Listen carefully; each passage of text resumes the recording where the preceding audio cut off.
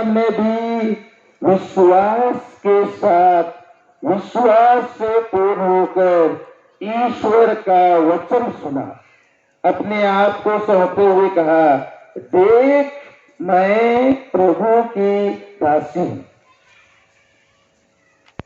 आज का पहला पाठ उत्पत्ति ग्रंथ से जिसे हमने सुना, और दूसरा पाठ इब्रानियों के नाम संत पौलुस के पत्र से है।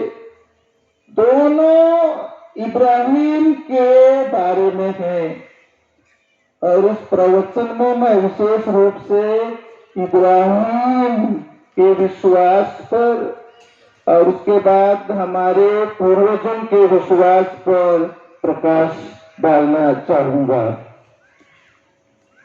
जब मैं इब्राहिम के विश्वास की बात करता हूं, चिंतन करता हूं, और कभी कभी दूसरों को भी इसके बारे में बतलाता हूं, तो मुझे एक घटना की याद आती है।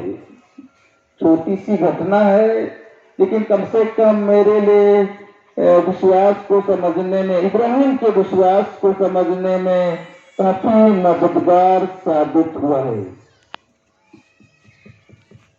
रोम में अपनी पढ़ाई समाप्त करने के बाद जब मैं हमारे धर्म प्रांत लौटा, तो मैं कुछ समय के लिए गोंगुला पल्ली में सहायक पल्ली पुरोहित था।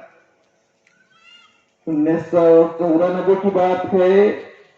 मैं अक्टूबर महीने में लौट गया, तुरंत कृष्ण जयंती का समय आया, तो मैं आगमन के टूर के लिए गांव गांव घूमता था। इसी क्रम में एक दिन मैं उस पल्ली के एक गांव जिसे धुमाडार कहा जाता है, हो सकता है उस गांव से छोड़ेंगे, हो सकता है, एक घूमते घूमते एक परिवार में पहुंच गया। ये परिवार आप लोग कह सकते हैं बहुत ही विशेष परिवार है। उस परिवार से 5 भाई पुरोहित हो गए हैं, एक बहन धर्म बहन बन गई है। जब मैं घर गया तो बूढ़े पिताजी उस समय जीवित थे, नाम मैं भूल गया उनका। तो उनके लिए छोटे छोटे कमरे थे, अपने सभी बेटों के लिए। जब आप तब उठते थे तो उनके लिए बिल्कुल छोटा छोटा कमरा था। तो उन्होंने मजाक में कहा, बेटा ये खुशियत है, मेरे बेटे लोग छुट्टी में आते हैं तो यहाँ रहते हैं।